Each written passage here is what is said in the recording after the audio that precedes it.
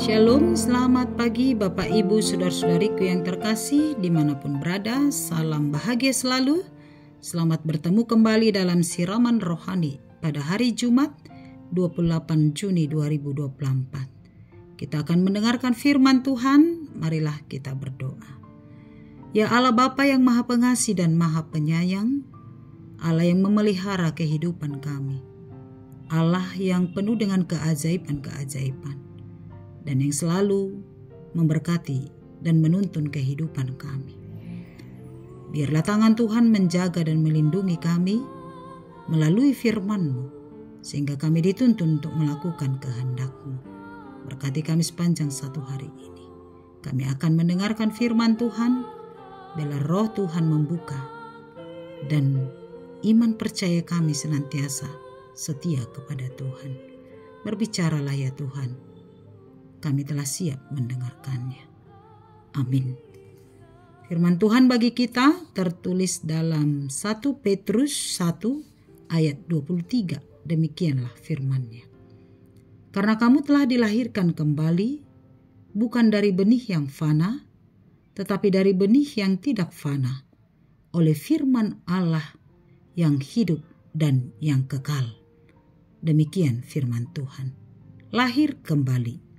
Bapak Ibu Saudara-saudariku yang terkasih, Dr. Martin Lloyd-Jones mengatakan bahwa apa yang membuat orang Kristen berbeda dari orang lain bukanlah apa yang telah mereka lakukan, melainkan apa yang telah dilakukan Allah.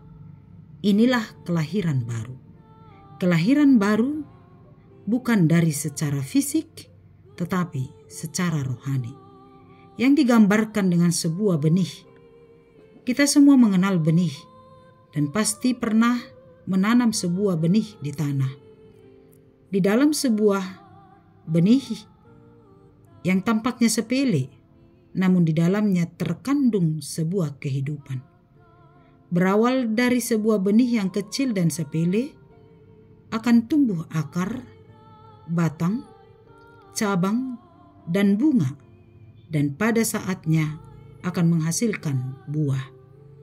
Dalam menanam sebuah benih, maka petani pasti memilih benih yang baik dan unggul, sebab hasil yang dituai tidak terlepas dari kualitas benih yang ditanam. Penulis surat Petrus menerangkan tentang identitas orang percaya supaya kita mengetahui bahwa kita ini berasal dari benih yang bagaimana. Apakah benih yang baik atau tidak? Pada awalnya, oleh karena dosa, kita semua akan menerima konsekuensi kematian. Tapi oleh karena kasih Allah, kita dilahirkan kembali, sehingga kita tidak lagi berasal dari dunia, tetapi dari Allah melalui baptisan kudus. Oleh darah Kristus kita disucikan dan ditahirkan kembali, sehingga kita menjadi tahir dan dikuduskan oleh karena kuasa Tuhan.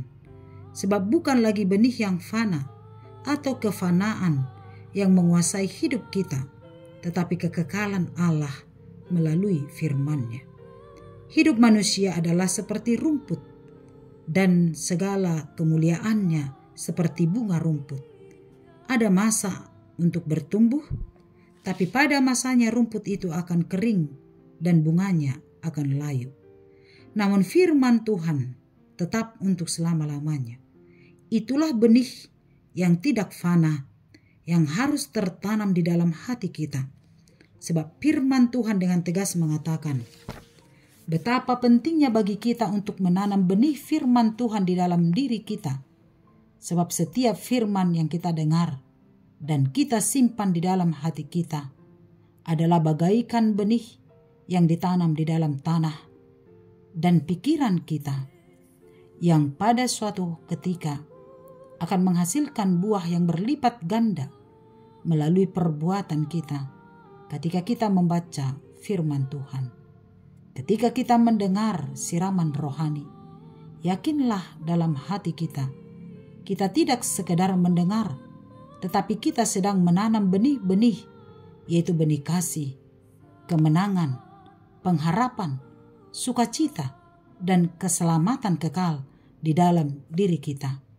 Sehingga iman kita mengalami pertumbuhan dan kita mengetahui bahwa kita telah dilahirkan kembali untuk tujuan dan rancangan mulia dari Tuhan, yaitu untuk memberitakan Injil ke seluruh dunia.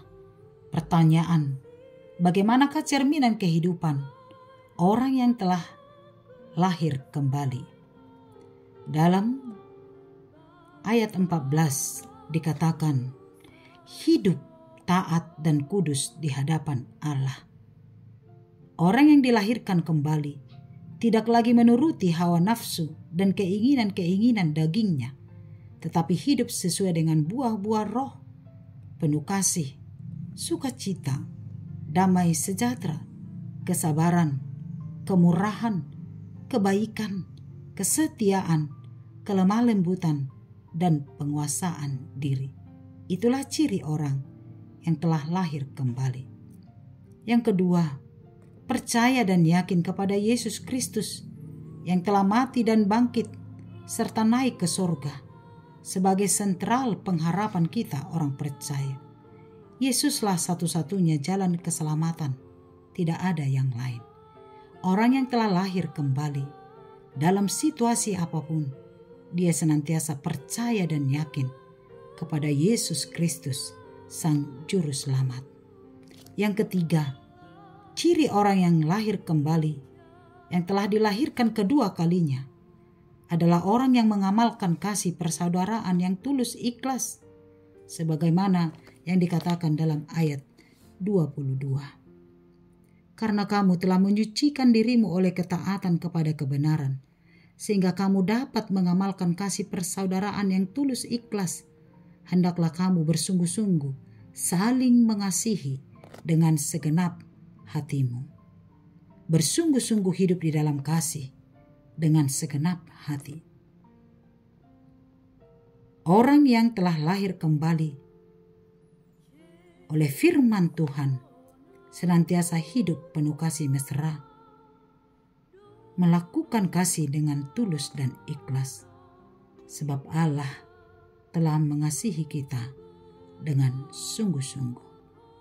Mari perlihatkan ciri karakter Kristiani dalam kehidupan kita. Hidup taat dan kudus, yakin sepenuhnya kepada Yesus, dan hidup dalam kasih persaudaraan yang mesra dan tulus ikhlas. Amin. Terima kasih Bapa yang baik. Kami sungguh mengucap syukur. Begitu indah firman-Mu yang menguatkan iman percaya kami kepadamu. Kami telah lahir kembali oleh karena firman Tuhan. Benih firman itu telah tertanam di dalam hati kami.